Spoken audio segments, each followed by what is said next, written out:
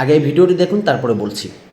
প্রশ্ন হলো, কেন ইসলামী আন্দোলন বাংলাদেশ সমঝোতা থেকে সরে এসেছে, একক নির্বাচনের সিদ্ধান্ত নিয়েছে?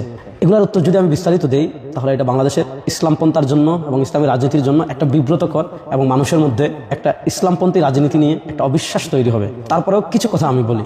সমঝোতা মানে কি? সবাই মিলে সিদ্ধান্ত নেবেন, সবার সিদ্ধান্তে যাকে যেখানে ফায়সালা হবে সে সেখানে নির্বাচন করবে, এটাই তো সমঝোতা। এখানে প্রথম বিপত্তিটা বেঁধেছে যখন তফসিল ঘোষণা হলো মনোনয়ন সংগ্রহ করা কেন্দ্রিক। দেখা যাচ্ছে জামাত ইসলামী প্রথমে কাউকে না জানিয়ে কয়েকজন ফরম তুলল, সিরাজগঞ্জে তুলেছে, আরও পাবনায় তুলেছে, আরও কিছু জায়গায় তুলেছে।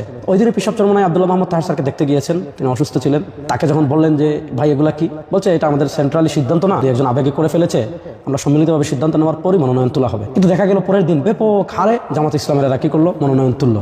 এমনকি তাদের পেজেও তারা বললো যে এতজন কি করেছে, মনোনয়ন ফর্ম তুলে ফেলেছে, 200 কতজন সম্ভবত। তখন ইসলামী আন্দোলনও সারা দেশে নির্দেশনা দিয়েছে যে আপনারা আপনাদের মনোনয়ন, আমাদের প্রার্থীরাও ব্যাপক হারে কি করেছে, মনোনয়ন তুলেছে। মনোনয়ন যখন তোলা হয়েছে তো স্বাভাবিকভাবেই এর পরবর্তী ধাপ হলো যে তুলে ফেলেছে সবাই, যাকে সিলেক্ট করা হবে সে সবাইকে নিয়ে মনোনয়ন জমা দেওয়া হবে। এখন সিলেক্ট করতে হলে তো লিয়াজু কমিটির মিটিং লাগবে, সিদ্ধান্ত নিতে হবে। এই লিয়াজু কমিটির মিটিং নানা কারণে আজ না কাল, কাল না পরশু, পরশু না তরশু, এইভাবে পিছানো হয়েছে।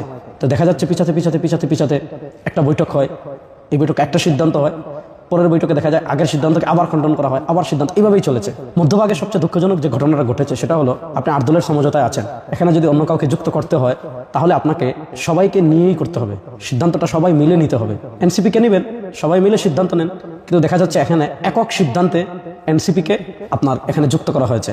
এখানে আমরা যখন বলেছি তখন ওনারা বলেন যে বিএনপি তার শরিক দলের সাথে কি এত পরামর্শ করে।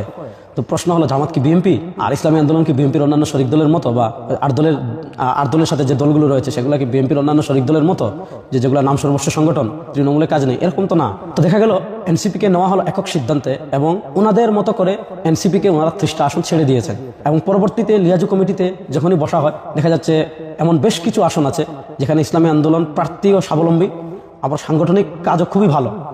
দেখা যাচ্ছে এই আসনগুলো ওনারা এনসিপিকে দিয়ে দিয়েছেন। এখন এই আসনগুলো নিয়ে আলাপে আসলেই কথা একটা, এটা এনসিপিকে দিয়ে দেওয়া হয়েছে, এটা নিয়ে কোনো আলাপ করা যাবে না। এটা তো সমঝোতার মানে শারঈ দিক আপনি বলেন, অর্থাৎ ন্যূনতম শরিয়ার সাথে যাদের সম্পর্ক আছে, ইসলামের সাথে সম্পর্ক আছে, এই কাজে বৈধতা আপনি কেমনে দিবেন যে আপনি একক সিদ্ধান্তে নেবেন, একক সিদ্ধান্ত দিয়ে দিবেন, তাহলে এটা সমঝোতা থাকে? সবচেয়ে বড় কথা হলো এখানে এত অতি রাজনীতি করা হয়েছে। যেমন আমি আপনাদেরকে আরেকটা উদাহরণ দিই। পিসাব চরমনায় জামাতের শীর্ষ নেতৃবৃন্দের সাথে বসেছেন, যখন 8 দলীয় বিভাগীয় সমাবেশগুলো শেষ হলো, তফসিল ঘোষণা হলো, তো পিসাব চরমনাইকে ওনারা বলেছেন যে আপনারা তো জরিপ করেছেন, আপনাদের কোন কোন আসনে কাজ ভালো আছে, কোন কোন আসনে কাজ খারাপ আছে, এগুলোর তালিকা আপনারা আমাদের। ভিডিওটি কেমন লেগেছে কমেন্ট করবেন, এবং ভিডিওটি ভালো লাগলে লাইক এবং শেয়ার করবেন।